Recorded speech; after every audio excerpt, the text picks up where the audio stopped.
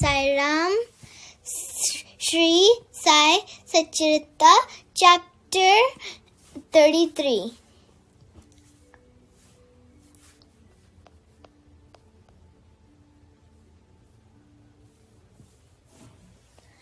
In the introduction, in the last chapter we described the greatness of the Guru. Now, in this, we will describe the greatness of Uri. However, both are interlinked. The greatness of Uri is due to the spiritual grandeur of Baba. Preliminary.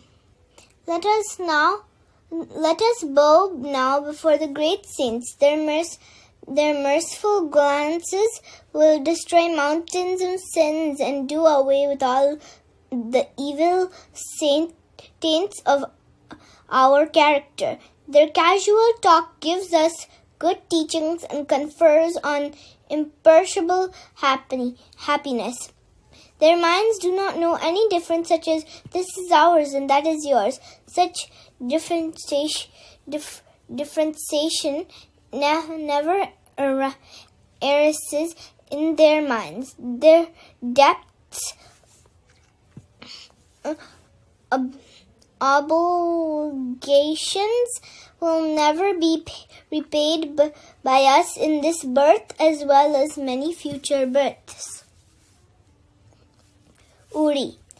It is well known that Baba took dakshina from all, and out the amount thus collected, he spent a lot on charity and purchased fuel with the balance left with him. This fuel he threw in the duni, the sacred fire, which he kept ever burning. The ash from this fire was called Uri. It was freely distributed to the devotees at the time of their departure from Shirdi. What did Baba teach or hint by this Uri? Baba taught by his Uri that visible phenomena in the universe as transcend as the ash. Our body is composed of matter. Of the 5 elements will fall down. Of all their enjoyments are over. They will be reduced to ashes in order to remind the devotees of fact that their bodies will be reduced to ashes. Baba distributed Uri to them. Baba also taught by the Uri that Brahman is the only reality and the universe is ephemeral, and that no one in this world, he a son, father or wife, is really ours. We come here in this world alone, and we have to go out alone. It was found and is even now found out that the Uri cured many physical and mental maladies, but Baba wanted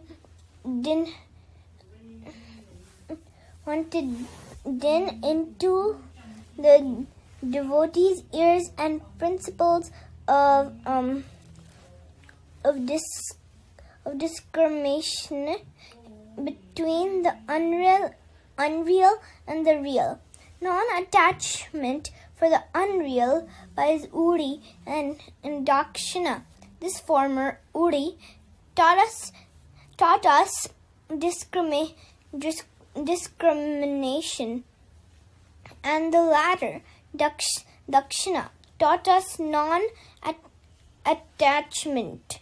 Unless we have these 2 things, it's not possible for us to cross over the sea and mundane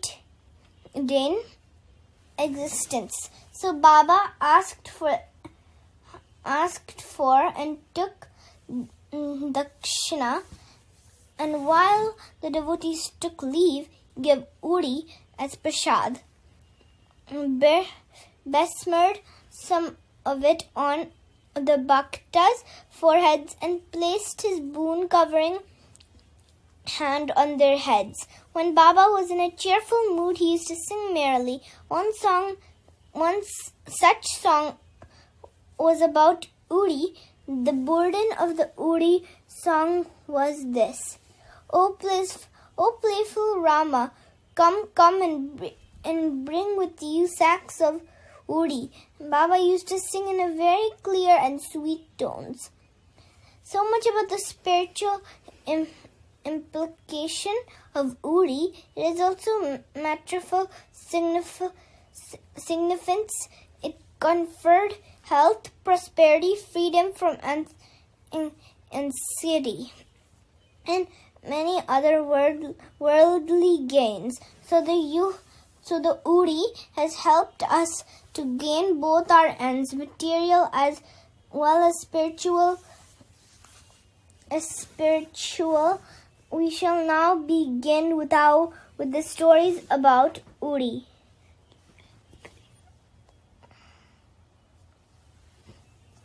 Scorpion sting. Narayan Motiram Jani of Nasik was a devotee of Baba. He was serving of under another devotee of Baba by name Ramachandra Vaman Modak.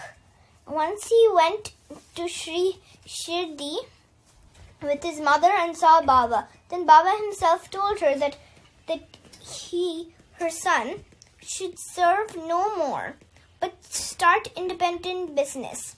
Some days after this prophecy turned true. Narayan Genie left servants, started a boarding house, Anadashram, which thrived well. Once a friend of this Narayana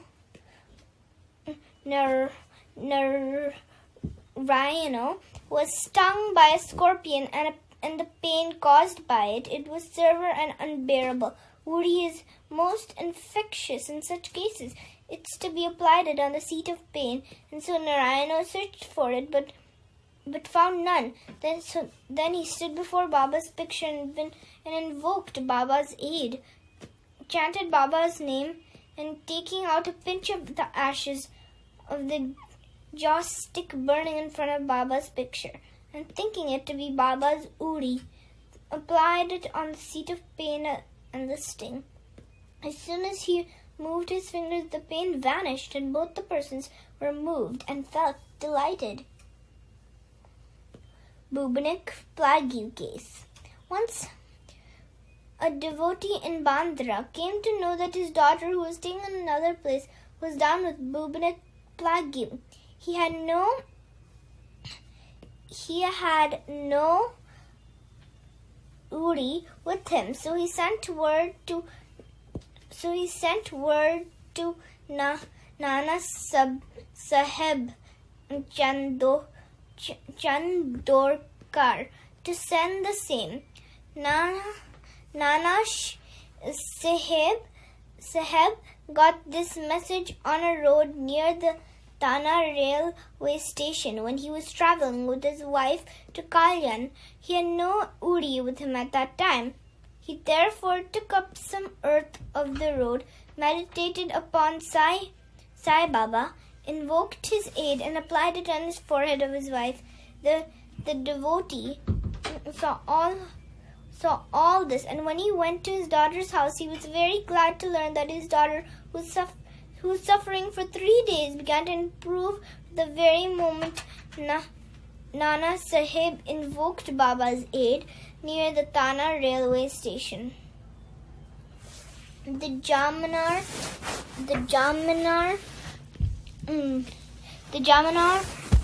miracle. About 1904-05, Nana Sahib Chandokar was marmorated at Jamnar in the Kadesh district, which is more than 100 miles distant from Shirdi. His daughter Maitani was pregnant and was about to deliver. Her case was very serious and she was suffering from labor pains for the last 2-3 days. Nana Sahib tried to remedies, but they proved in vain. And then he remembered Baba and invoked his aid. Then there in Shirdi, Ram Girbuva, whom Baba called Bapu Girbuva, wanted at this time to go to his native place in Khandesh. Baba called him and told him, take a little rest and stop at Jamnar on his way home and give the uri and arti to Nana Sahib. Ram Gurbuva said that he had only 2 rupees with him and that amount was barely sufficient for the railway fare up to Jailgan, and it was not possible for him to go from Jailgan to Jamnar, a distance of about 30 miles. Baba assured him that he need not worry, as everything would be provided for him. Then Baba asked Chama to write the well-known Arati composed by Madhav Adkar. Translation of this has given at the end of this work, and give a copy of it with uri to Ram Girbuva to be delivered to Nana Sahib. Then, relying on Baba's words, Ram Girbuva left Shirdi and reached Jalagan at about 2:45 a.m. He had only 2 annas left with him, and it was hard plight to great relief. He heard somebody calling out, "Who's Bapu Girbuva Shirdi?" He went to him and told him that he was the person, Bapu Girbuva. Then the peon, professing to be sent as Nana Sahib, took him out with an excellent tonga with a good pair of horses. They both drove in it. The tonga ran fast, and in the early morning they came to a brooklet. The driver took the horses for watering them, and the peon asked Ram Girbuva to partake of some edibles. On seeing the beard, moustache, and livery of the peon, Ram Girbuva suspected him to be a Muslim and was unwilling to take any refreshments from him. But the peon satisfied him by saying that he was a Hindu. A Kshatriya of Garhwal and Nana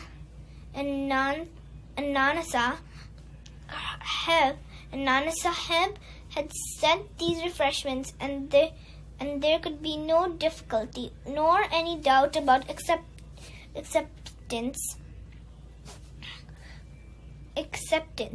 Then both of them took refreshments and started again. They reached Jamnar at dawn. Ram Girbuva was alighted to attend a call of nature passing Ureen, and returned within a few minutes, but found there was no tonga, no driver, and no peon. He was dumbfounded when he went to the neighboring Kachira, was making inquiries, learnt that Mamlat Dar was at home. He went to Nana Sahib's house and announced himself and gave to Nana Sahib Baba's Uri and Arati. At this time, Minate's case was most serious and were in deep anxiety about her. Nana Sahib called out his wife and asked her to give the Uri mixed with water and to their daughter to drink and sing Baba's Arati. He thought that Baba's help was most opportune.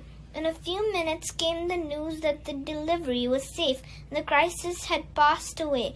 When Ram Girbuva thanked Nana Sahib for the peon, tonga, and the refreshments, etc., the latter was greatly surprised, as he had sent none to the station, and he was not aware of any person coming from Shirdi. Mr. B.V. Dio of Tana, retired Mam Latdar,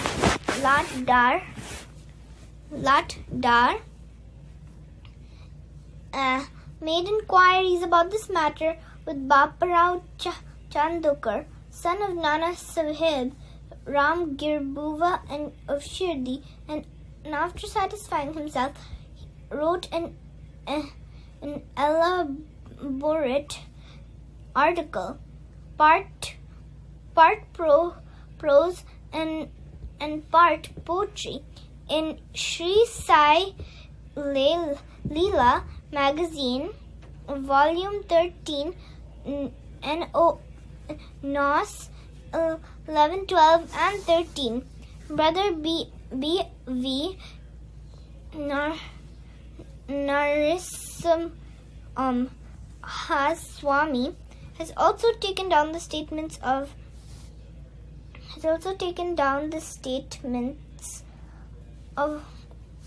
one Mentai, number V, page 14. 2. Bapu Saheb Chandokar, number XX, page 50. And 3. Ramgar Bova, number XXVII, page 83. Dated 1st June 1936, 16th September 1936, and 1st December 1936 respectively, and published them in his Devotees' Experiences, Part 11. Part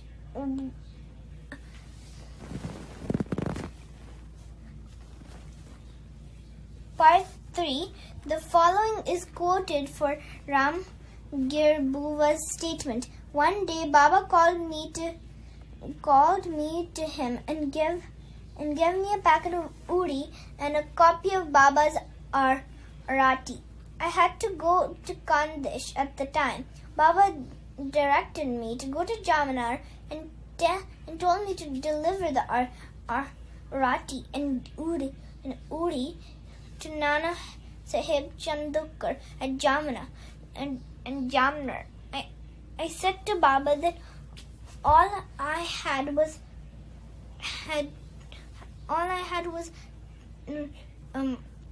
2 rupees, and asked him how that could take me by train from Kopergaon to Jalagon, and next by cart from Jalagon to Jamnar. Baba said, God will give. That was Friday, and I had started at once. I reached Manmad at 7:30 p.m. and Jalgan at 2:45 a.m. At the time, plague regulations were enforced, and I had much trouble. I I was to discover what I should do to get to Jamuna. At about 3 a.m., a peon in boots, turban, and well equipped with other details of good dress came to me and took me to a tonga and drove on me. I was in terror on the way to Baghur. I took refreshments. We reached Jamuna early in the morning, and by the time I attended all my call for nature, the tonga and its driver had disappeared. Narayan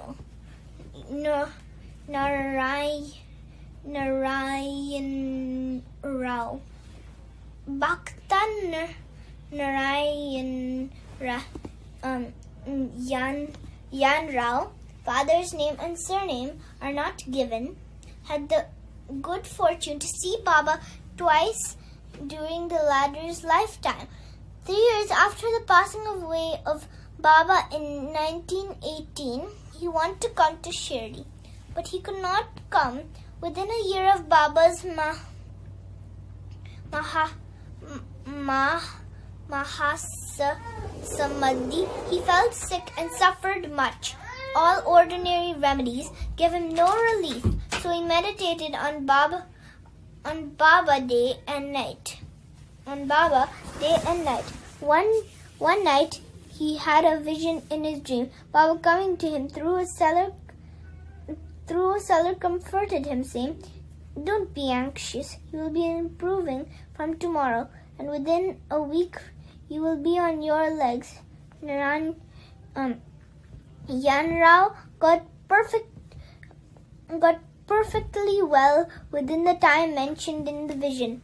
Now the point for consideration is this: was Baba living because he had the body, or was he dead because he left it? No Baba is ever alive. He transcends both life and death.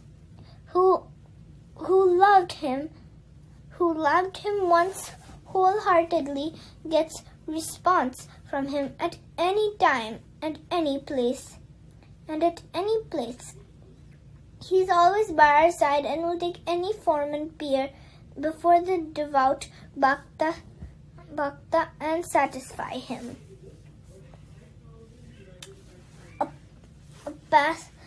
Apa Sahib Kulkarni. In 1917, the chants of Apa Sahib Kulkarni came. He was transferred to Tana and began to worship Baba's picture, presented to him by Balasa Hebate. In real earnest, he did the worship. He offered flowers, sandal paste, and Nevidya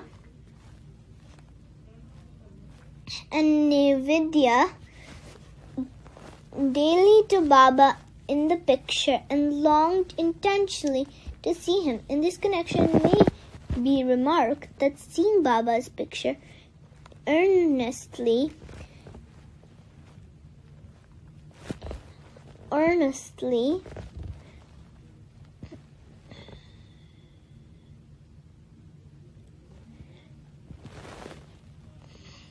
longed intentionally. In this connection, might be remarked that seeing Baba's pictures earnestly is equivalent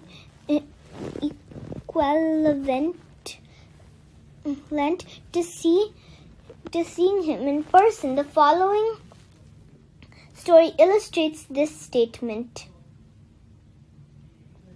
Balabua Sutar. The saint of Bombay named Balabu Sutar, who on account of his piety, devotion and bhajan was called modern Tukaram, came to Shirdi for the first time in 1917. When he bowed before Baba, the latter said, "I've known this man for 4 years." Bala Bua wondered and thought, how could that be, as that was his first trip to Shirdi. But thinking about it seriously, he recollected that he had prostrated himself 4 years ago before Baba's portrait at Bombay, and was convinced about the significance of Baba's words. He said to himself, how consistent and all-pervading are the saints, and how kind they are to the bhaktas. I merely bowed to his photo. This fact was noticed by Baba, and in due time he made me realize that seeing his photo is equivalent to seeing him in person.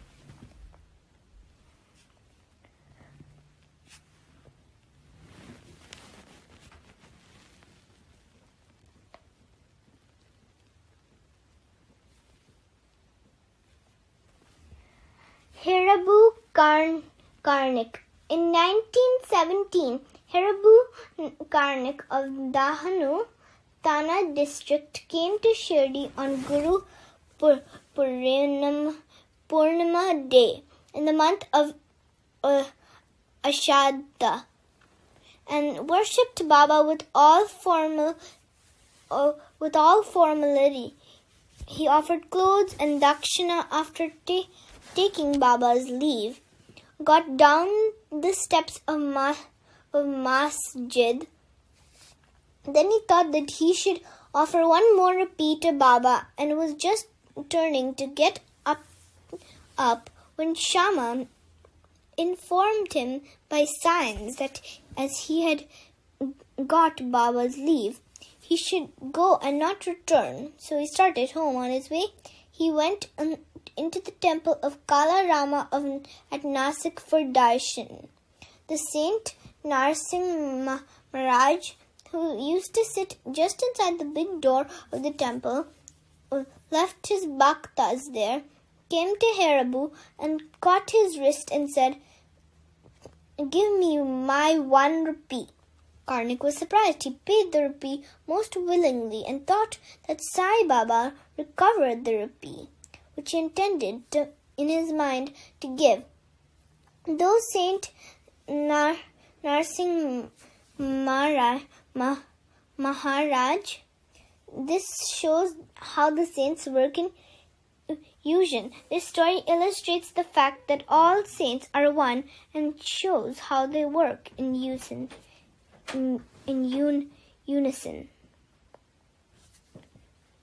Bow to Sri Sai.